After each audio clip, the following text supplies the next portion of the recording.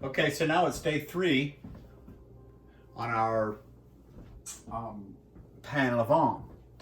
So before we get to the bread, before I bring it into the frame, I wanted to talk a little bit about pan Levain and sourdoughs and doughs like this that have a pre-ferment. These doughs typically are very, very soft. They don't hold their shape very well. They have very high hydration. So we want to give them a little bit of help while they're proofing, although we're not going to actually bake them in these. So these are what's called bennetons. So these are these little wicker baskets that bakers use. If you've seen sourdough or some pre-ferment bread, some sponge breads, they have these really pretty circles on the top of them. Well, this is where those circles come from. We're going to scale out our bread, we'll round it, and then we're going to put them in these bennetons to let them proof. And the bennetons give support to the bread while it proofs, so it doesn't just kind of relax down and then it's just this big mess all over your cutting board, or your sheet pan, I'm sorry. So I understand that not everybody is going to have bennetons. We have a few at work, and still not enough for everybody to use one when we're in the class. So I'm looking around my kitchen, trying to come up with some ideas of what you guys can use in place of bennetons. So one of the things that we can use, if you have them, is like the little wire baskets that chips come in when you go to a Mexican restaurant, or sometimes it's a little bread basket. Maybe they're made out of bamboo. The important thing for those is to make sure that number 1, they're very, very clean. Number 2, they're very, very dry. And number 3, you don't bake in them. They're only for proofing. I'll show you how to turn them out, or turn them out onto a sheet pan, and then we'll bake them. But you don't bake in these. The other thing you don't do with these is you don't wash them. We use them dry. So when the bread comes out, we'll bang them to knock out any excess flour. If there's still a lot of flour left in there, I let the benetton sit out and get completely dry, and then I go over it with kind of a stiff brush and brush it all out. If you get them wet, what happens is sometimes they don't dry all the way, and then they start to mold and they aren't any good. So anyway, don't wash them. We will be using plenty of flour in these to keep them from sticking. So back to what you guys are going to do. You can use the little bamboo baskets like I mentioned for bread baskets like you see, or we're going to use, I've got these 2 colanders, and I'm going to use these. Now, you don't really want to use a bowl because a bowl isn't porous. See, these have some holes and some porosity to allow air movement back and forth. If you try to use a bowl instead, I'm afraid what's going to happen is all the moisture from the bread has nowhere to go, so it's going to stick, and then when you go to try to turn this out, it's not going to turn out. So we use these. So these do have some porosity and they do have some holes, so we can have some breathing back and forth. So what I'm going to do is I'm going to line these with, these are tea cloths. These are really nice tea cloths. I'm going to just do this. That's what I'm going to do. And then I'm going to put a generous amount of flour in here. I will try to probably get it as smooth as I can and put my dough in there. But you know, hey, if your dough comes out and it's got the impressions of the tea towel in there, that's okay. We have the impressions of this as well. So we'll give it a little bit of texture. So there's for a small one, and then this is for a big one. Now, tea towels are really kind of the best thing to use for this, because if you try to use like one of the side towels like we have at school or like you would have at a restaurant, those side towels just have a tremendous amount of lint, and we don't like the lint. We would rather not have little bits of cotton in our bread. So we have a big one and we have a small one. Let me see. I think I'm just going to do this just to make sure that it's completely covered. Anyway, so we'll do that and see how that works. Should work fine.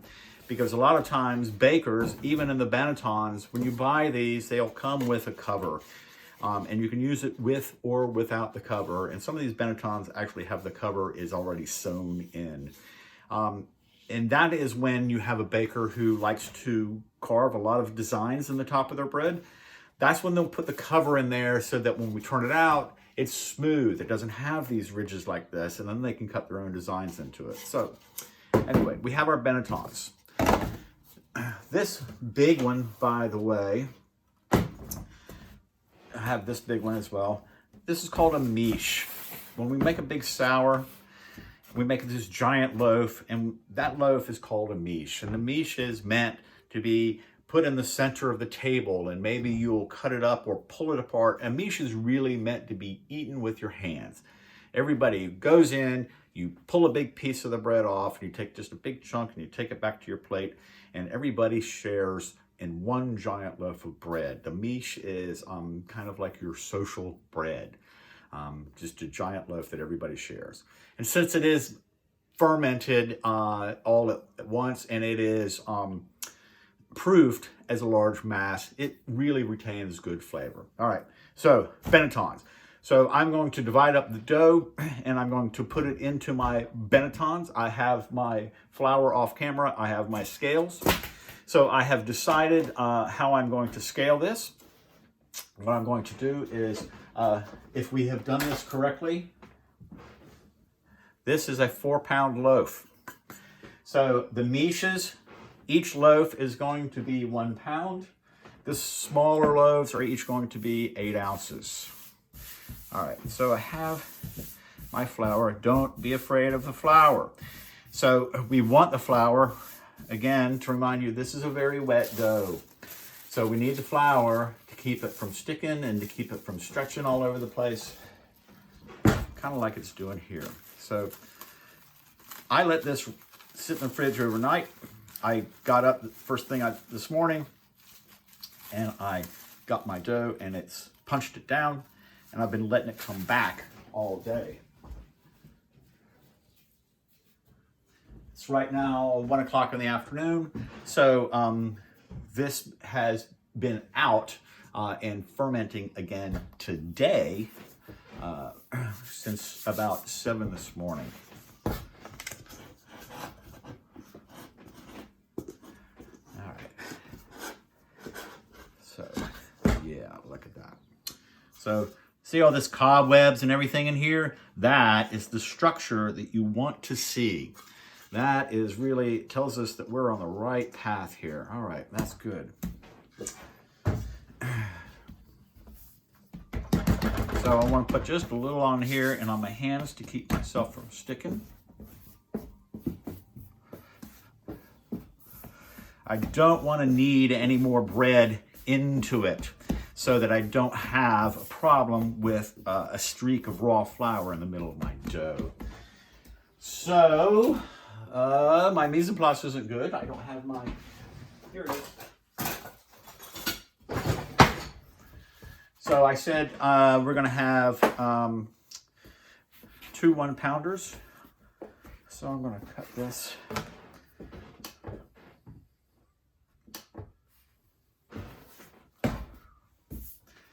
And again, we're really not trying to work this dough at all.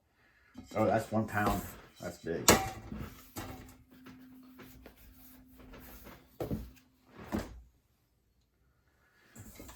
Still big.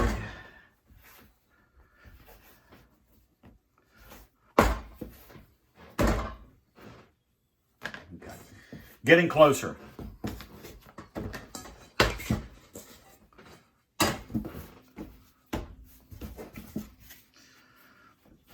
All right, so this should be about 1 pound right here. Yep. So this is what 1 pound looks like right here. And it's a little small for that giant miche. So what I'm going to do is make an executive decision here, and we're going to go back up to 1 pound and 8 ounces and see what that looks like. And there it is. All right, so that's what 1 pound 8 ounces looks like. So that, I think that's a good size. So what I'm going to do now, I intend for this to be one of my miche. Plenty of flour. Don't be afraid. So we have that. Once again, plenty of flour here. Don't be afraid. And this is going to be your presentation side. So I'm going to put it in like this. And all of that is going to come together and it's going to proof up. And then when we turn it out, the other side is actually our presentation side. So we don't have to worry about that this side doesn't look absolutely terrific. So there's one.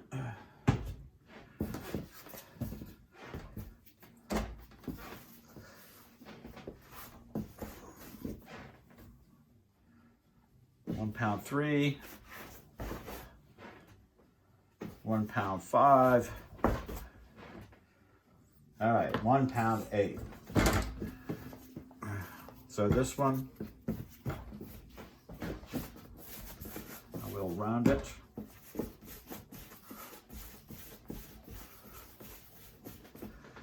This is my homemade banneton.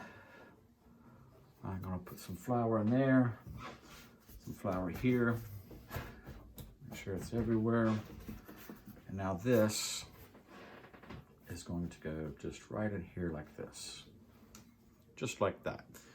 Now, when I turn the camera off, what I'm going to do is I'm going to cover these and I'm going to let them sit and rise in the basket, and then I'll come back and I'll show you how to turn them out and put them on a sheet pan and we'll bake them off. But right now they're looking pretty good.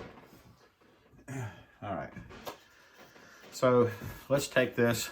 We're gonna make, let's make 3 out of this. All right. So we're gonna use try out our little homemade banneton.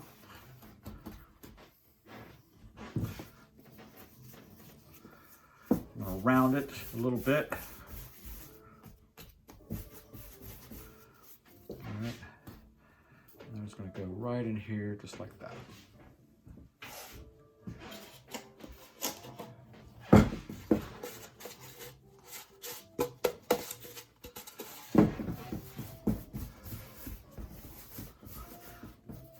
This one, I'm not even going around. I have a nice smooth on top there, and I'm going to go that end down. This one is kind of the same. Plenty of flour on there. That's my smooth side, so that again goes down. All right, so we'll let this proof, and then we'll come back a little bit later and I'll turn them out of the basket and we will bake these off.